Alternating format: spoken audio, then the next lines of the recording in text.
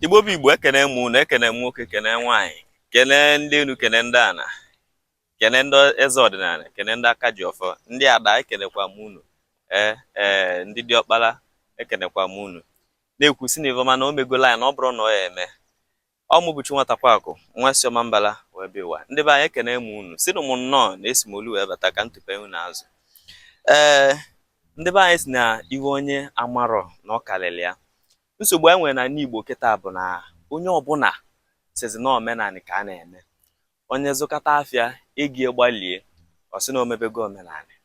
Ụfọdụ eje ofu ebe kechite nwanụ si na afọ emebego omenala.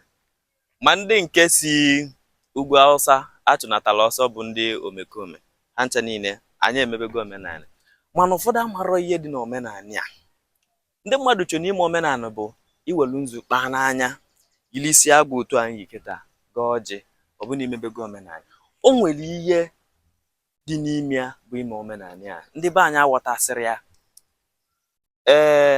Ịgwọ ọgwụ na ndị otu na ịchụ aja na ụmụ ihe ndị a gasị. O nwere usoro, o nwere ka esi eme ya n'omenala Igbo. Ọ ndị ajọ mmadụ tinyeziri aka na ya, anya maazị nke bụ nke. Ewee ote aja na awa ya na agarị. Ihe nji bịa tata bụ gee mụ ntị. O nwere ezigbo ihe m chọrọ ịkụziri ịghọta ya. Emesịa ị bịa na ebe mkparịta ụka comment section ka ị jụọ m ajụjụ. Jụọ ajụjụ na mma akọwalụ gị ya. Maka na ndị be anyị na-ekwusi na onye njem ka onye isi awọ mma. Enego m ya n'ala Igbo fụ ihe na-emebi. O nwere ka Igbo si ekene, ọ dịka ị na-ịtọ a na-ana.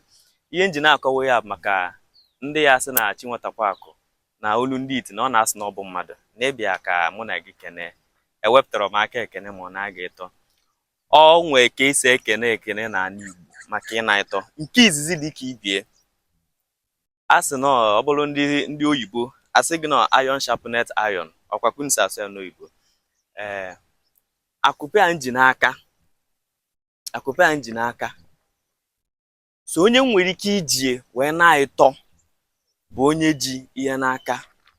Onye gba aka nkịtị mma nji akụpe a na-aya ịtọ otu ịbụa ịtọ aikene. Ọ bụrụ omenala Igbo, ọ bụrụ ka esi ekene. O nwere ihe ndị nwere ike iji wee na mmadụ ịtọ. Nke izizi bụ onye ji akụpe a, otu a mụọ bụ Nwata Kwaku ji akụpe a. Onye nwere ike ije wee na-ịtọ bụ onye ji ihe n'aka. Ọ bụ na onye a na o nwere ihe o ji n'aka na-aka nkịtị ka ọ gba na o ji aka nkịtị. Akụpe a ntinye n'aka ekpe mụ na ya na-ịtọ maka na-aka nkịtị ka o ji. Mana ọ bụ na onye a na o ji ya dịka mkpọ a nji, mụ na ya eji nwe ya anyị na-ịtọ ekene. Ọ bụ na mkpọ ka o ji. Ọ bụkwa na o ji nza, ọ bụkwa nnọọ nza ka o ji, mụ na ya nwekwana ike ijie na akụpe ma anyị na-ịtọ. Maọbụ mpi atụ, maọbụ kedu ihe ndị ọzọ enwere ike iji. Mana nke a bụ ọfọ. Ihe a ọfọ ejiri ọfọ a na mmadụ ịtọ. Ọ bụ na ọfọ a ka iji na onye nke ọzọ ji akụpe, unu na-abụ maọbụ na o ji nza maọbụ na o ji mkpọ, unu na-abụ ga-edebe ya n'akụkụ maka na ọfọ dị na ya. Unu ga-edebe ya n'akụkụ na onwe unu ịtọ. Onye a jidegodo ọfọ, ọ bụ na gụwa jikwa ọfọ, unu ama nji ọfọ a na-ịtọ, unu ga-edebe ya n'akụkụ were aka. Isiokwu ma bụrụ gịnị?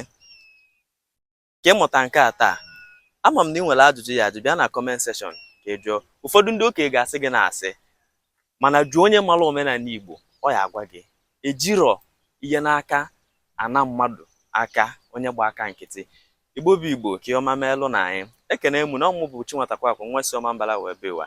Chetakwa na ebe anyị nọ bụ Maazị Nwata Kwaku. Jee na Facebook bịara anyị aka na follow, jee na YouTube bịara anyị aka na subscribe, metụ aka na mgbịrịgba ka ọ na-akụ mgbe ọbụla agbagote ka ị nwee ike na-eso ya. Ndị be anyị daalụnụ.